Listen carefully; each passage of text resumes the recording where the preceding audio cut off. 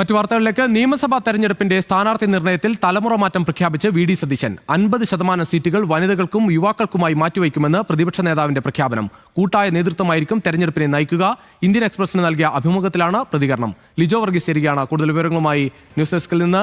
ലിജോ, എന്തായാലും തലമുറ മാറ്റം പ്രഖ്യാപിക്കുമ്പോൾ എന്തായാലും യൂത്ത് കോൺഗ്രസിനും അതോടൊപ്പം മഹിളാ കോൺഗ്രസിനും ഒക്കെ ഒരുപാട് സന്തോഷം തോന്നുന്ന ഒരു തീരുമാനമാണ് പ്രതിപക്ഷ നേതാവ് പ്രഖ്യാപിക്കുന്നത്.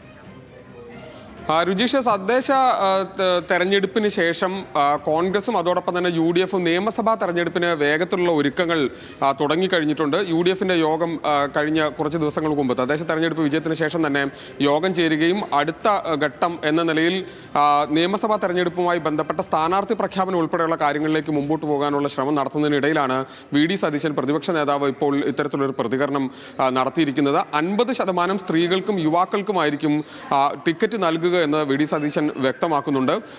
അതായത് ഒരു രണ്ടാം നിര യുവ നേതാക്കൾ ഇപ്പോൾ കോൺഗ്രസിലുണ്ട്. അവർക്ക് എല്ലാവർക്കും പ്രാതിനിധ്യം ഉറപ്പാക്കുന്ന തരത്തിലായിരിക്കും നീക്കങ്ങളെന്ന് ഇപ്പോൾ വ്യക്തമാക്കാൻ സതീശൻ ലക്ഷ്യം വെക്കുകയും ചെയ്യുന്നുണ്ട്, അല്ലെങ്കിൽ അതാണ് സതീശൻ ലക്ഷ്യം വെക്കുകയും ചെയ്യുന്നത്. പക്ഷേ ഇത് ഏത് തരത്തിലായിരിക്കും നടപ്പിലാവുക, അത് നടപ്പിലാവുകയാണെങ്കിൽ തന്നെ അത് മുതിർന്ന നേതാക്കളെ എങ്ങനെയാണ് ബാധിക്കുക, അവർ ഏത് തരത്തിൽ പ്രതികരിക്കും തുടങ്ങിയ കാര്യങ്ങളൊക്കെ ഇനിയും ചർച്ചയിൽ വരാനിരിക്കുന്നതേ ഉള്ളൂ.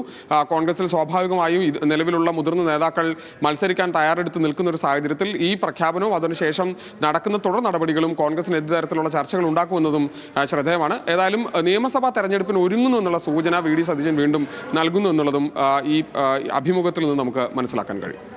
ശരി ലിജോ വർഗീസ്, എന്തായാലും എംപിമാരെ അടക്കം ഇറക്കി മത്സരിച്ച് കൂടുതൽ സീറ്റുകൾ സ്വന്തമാക്കണമെന്നൊക്കെ കോൺഗ്രസ് ഒരു ഭാഗത്ത് വിലയിരുത്തുമ്പോഴാണ് എന്തായാലും പ്രതിപക്ഷ നേതാവ് പ്രഖ്യാപിക്കുന്നത് യുവാക്കൾക്കും സ്ത്രീകൾക്കും കൂടുതൽ അവസരം ഉറപ്പാക്കും, 50% സീറ്റുകൾ അങ്ങനെ മാറ്റിവെക്കുമെന്ന പ്രഖ്യാപനം വരുന്നത്.